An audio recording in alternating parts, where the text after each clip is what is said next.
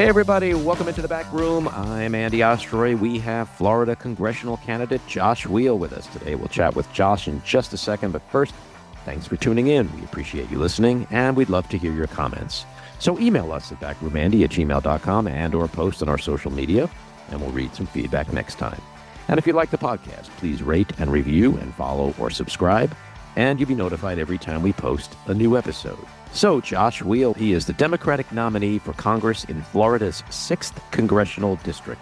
He's a public educator and a single dad of 2 boys. He's worked in Orange County public schools at their alternative education centers, and since 2018 with the school district of Osceola County as a secondary math and science teacher, an instructional coach, a dean of students, and an MTSS coordinator. Josh, welcome into the back room. Thanks for having me. So just for my listeners, I want to give a little bit of background real quick. On April 1st, you'll be squaring off against Trump-endorsed State Senator Randy Fine in a special election in Florida's 6th Congressional District to fill the seat vacated by Mike Waltz, who was selected by Trump to serve as National Security Advisor. So give us the quick elevator pitch on your background of who you are. Yeah, I'm a single dad, public school teacher. I've worked 13 years in Title I schools. I've been on school leadership at a Title I school for the last 3 years. My career has been dedicated to serving children, families, the community, and this race with the impending threat to education, the impact of eliminating the federal Department of Education and how that's going to impact our public schools all across the country. It was something that I knew I needed to get involved in because this needed to be messaged. I don't think people understand the gravity of what's going to happen to our schools. And it's not a partisan issue. It's not that, if you voted for Kamala, your kid's school is going to be a mess. But if you voted for Trump, you're fine. Everyone's in trouble. Yeah, and I want to get into that a little bit more detail in just a minute. And I ask this as a single dad who has deep respect for other single dads. It used to be that being a single dad might be a liability for a politician. I actually think in today's climate, in many ways, it's an asset. How do you want voters to view you here? It's about service. I'm asking to serve them. And a single parent, we get it done. We do everything. It's getting up an hour earlier. It's making all the breakfasts and all the lunches before doing the big commute. It's finding a way to pick them up and get them to soccer while, you still have meetings or after work commitments. Making dinner after a long day, getting them home, but still doing your job, getting everything done. It's everything. There's no one to pick up the slack. There's no one to pass it along to. I've got 2 amazing little humans that rely on me for that. There's no dropping the ball. You got to take care of people. And, I think also when we're looking at what this means in the community and the impact of some of these things like school closures or schools losing funding as a result of the DOE closure, eliminating the Department of Education, is that, it's about wanting for your neighbors what you would want for yourself. What I want for my kids, the type of education, the quality of life, the food and home security that I want them to have, all of my neighbors should have. And so when you were sitting back in your prior life recently and watching all this peace, love, and understanding and brotherhood and sisterhood taking place in Congress, when exactly was the moment you said, I want some of that? Oh, God. I mean, that's right. That's probably the worst part. It's just like, we joke in school sometimes, like the kids are easy. It's the adults that are. It's the adults that make the job difficult. Exactly. Serving the people is easy. It's dealing with the other representatives that's going to be the most difficult part. No, it's not a big fancy thing that I can't wait to get into. It's diving into a pool full of sharks, but yep. I mean, goddamn, someone's got to do it. Exactly. And given the slim majority the Republicans have, what do you want voters to understand about the significance of your campaign? This is more than just a single seat at this point. We have, depending on how people look at Representative Spratt, who decaucused from the Republicans, it's when all the cabinet appointments are done, it's going to be either a 1 or 2 seat lead for the Republicans. We've got 3 special elections. So we have an opportunity on paper to take back the House, to remove Mike Johnson as Speaker and have Hakeem Jeffries running the U.S. House of Representatives. That's on the table. But this is really more than that, because we're seeing right now across the country Republican congressmen in what I like to call the faux outrage portion of this cycle, where they're getting a lot of heat back home for the cuts and the way that they're impacting their constituents. And they're, acting like, and I keep bringing up, there's this guy, I don't remember his name, but from Kansas, who was out there trying to, calm the fires at his town hall. And he's like, well, look, we knew Trump was going to cut money to farming, but we had no idea he was going to cut money to farms in Kansas. Like, where the hell do you think they were going to cut from? Like, they don't have farms in Brooklyn, buddy. Like, there's no farms in San Francisco. Like, they're going to be in red districts. They're going to be in Kansas. That's where it comes from. So they're trying to play both sides, but they're not ready to vote against it yet because they think they're safe. Mm-hmm. This is a seat that a Republican candidate 3 months ago won by 32 points. And when we take it on April 1st, it lets every single Republican elected across the country know they are not safe. A Trump endorsement doesn't make them safe. No margin of victory in November of 24 makes them safe. They have to be accountable to their constituents now, or they will be gone next year. A slogan of yours is, if it ties, it dies. What does that mean?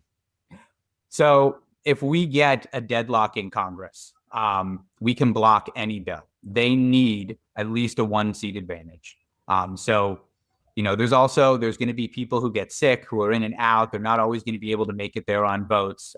It really stalls the process for them to try to push through the Project 2025 legislation, even right now with the tight margin, where they have to really wait, bide their time, see who's present, and then try to jump in and call something real quick if they think they have the numbers. And then there's always the chance that, one or two people could decide to steal the spotlight and be national news like Thomas Massie and vote against. Mm-hmm. So if we can force a tie, if we take one more seat, they can't pass legislation or get it out of the House without a 1-vote lead. And there's going to be an even number of Congress people until New York schedules their special election, which they are pushing off. They've reworked their laws there to push it off for much later this year.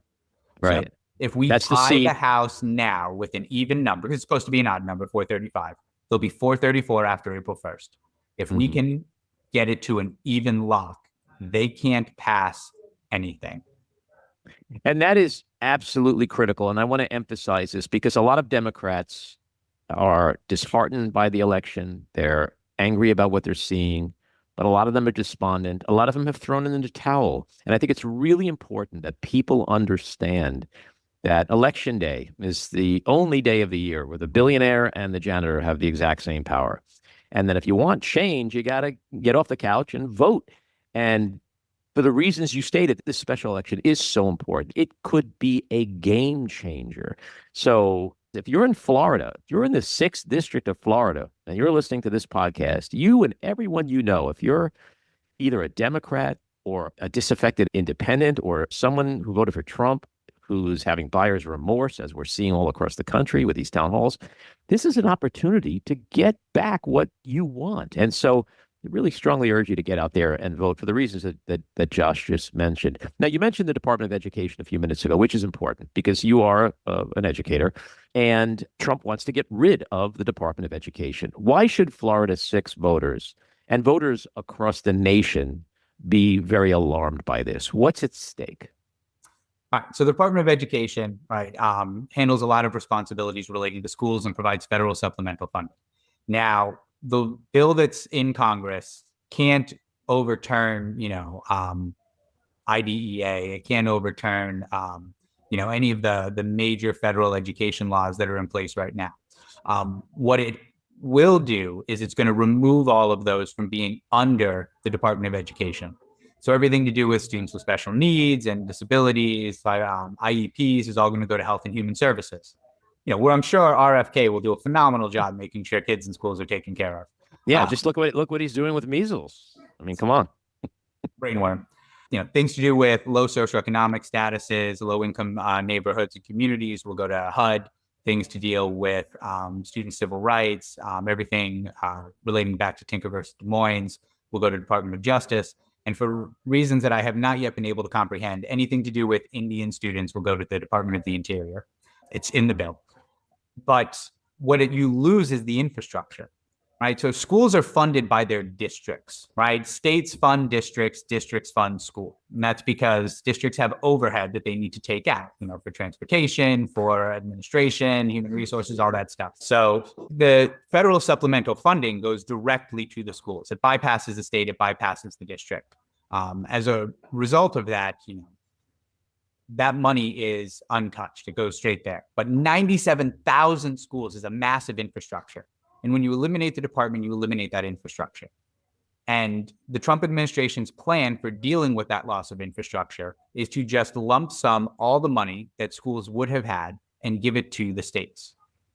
And nowhere is that more dangerous than in Florida.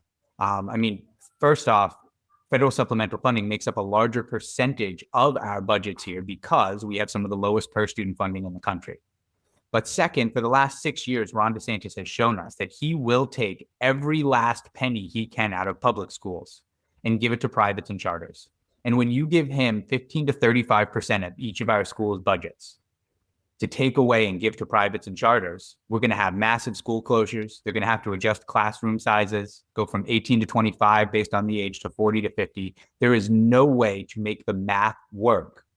It's going to cripple and collapse our public education system. And we won't be the only state. Some other states will be able to handle it better than us. But in Florida, it's going to be absolute disaster. So besides education, what are the critical issues that most concern you? Here in the district, as we've been going around for the last 3 months, meeting with voters, the number one issue across the board is Social Security, Medicaid, and Medicare. This is a district that is 24.9% age 65 plus, over 183,000 residents in the district in that age group, and nearly all of them vote. They voted for change last November because the fixed income they were on wasn't cutting it. And now, without giving any economic relief for housing, without giving economic relief for groceries, with cost of goods going up because of the tariffs, the proposal of a 28% cut to Social Security will be devastating for them.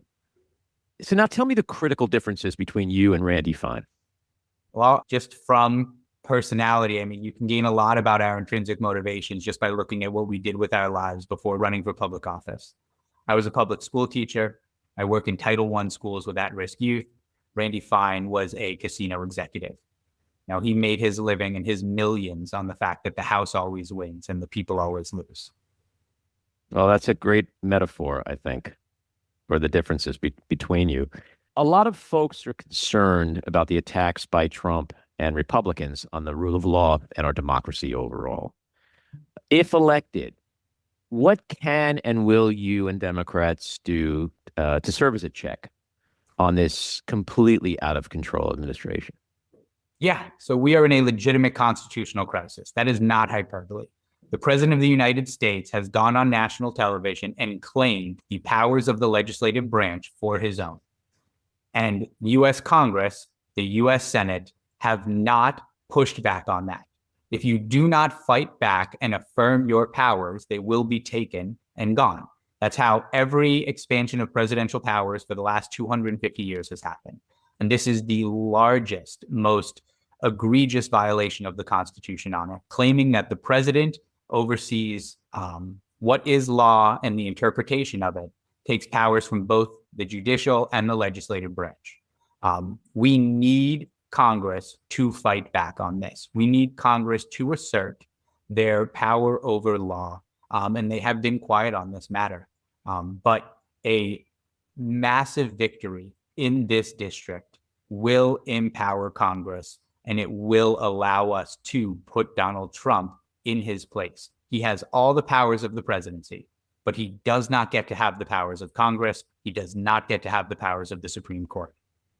So let's go back to Randy Fine for a second. Randy Fine is pretty much hand-selected and endorsed by Donald Trump, which means that if Randy Fine wins, he's going to be a rubber stamp for Donald Trump. He is going to be a rubber stamp for Speaker Mike Johnson. He is going to vote for a budget that strips essential services for Medicaid, Medicare, Social Security. These are some of the largest elements of our budget.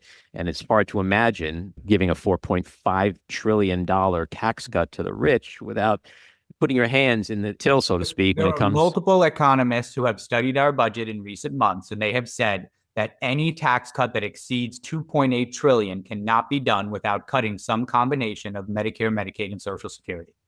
Yeah. And so it's important to point out, in addition to those reasons, I'm sure your opponent, like Republicans overall, also want to limit women's right to health care through places like Planned Parenthood, want to restrict abortion, want to limit contraception. Randy Fine is one of the more extreme on that. He doesn't just want a federal abortion ban. He wants to mandate federal tracking of all women's menstrual cycles. Yeah, that's just a scary proposition. Horrifying. So the reality is your district is pretty solidly red. Trump won it by over 30 points. What is your key message to Republican and independent voters to convince them in this special election to vote for you? Well, it's that I'm here to serve them, right? That they need skin in the game. They need representation in Congress. And a lot of them, even when we've had the conversation, we'll ask them, do you feel that Trump's policies, his agenda for America is the right move? And they'll say yes. And we'll say, well, do you still think that you need someone in District 6 representing you to make sure Palatka is protected, to make sure Palm Coast is protected, to make sure Daytona is protected, the land is protected? And they'll say, absolutely. They'll tell you that, they love Ron DeSantis, and Ron DeSantis doesn't make sure that what's done is what's best for their towns, their district. It's a lot of smaller communities that tend to get overlooked and neglected by both parties. The Republicans take them for granted, and the Democrats have not been able to fund or gain traction on any competitive races recently.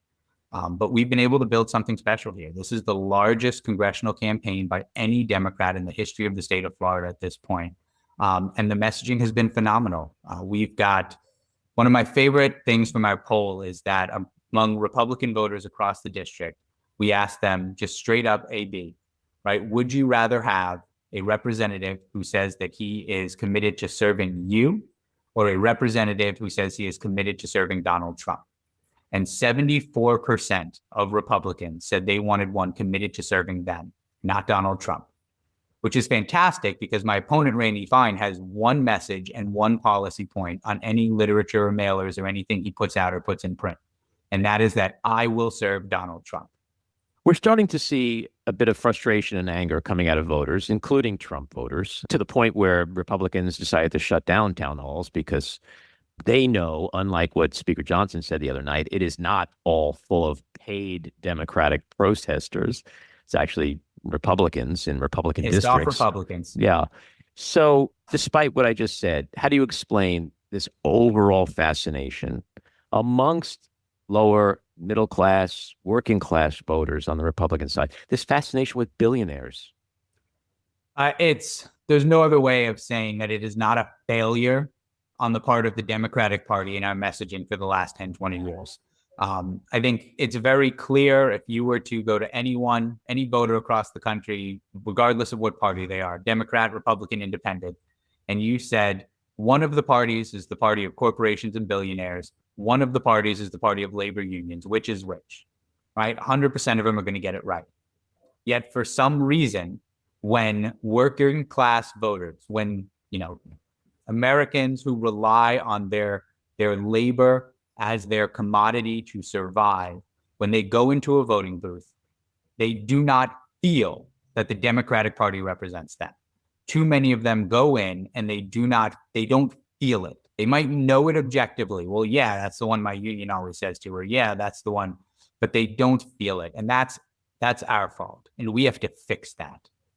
That's been a problem for years. And Democrats have to find a way, people like you have to find a way to reach these voters because it is the Democratic Party that serves them. And as we see in the first 30 days of the Trump administration, it only serves the rich and corporate America. Every single one of Trump's executive orders are benefiting the wealthy, and not one of them benefits the middle and working classes. So that is such an important message, and it's mystifying how Democrats still can't seem to what we've convey found that. is that you can't combat, right? They have owned and they've left a first impression. They have built the idea through media.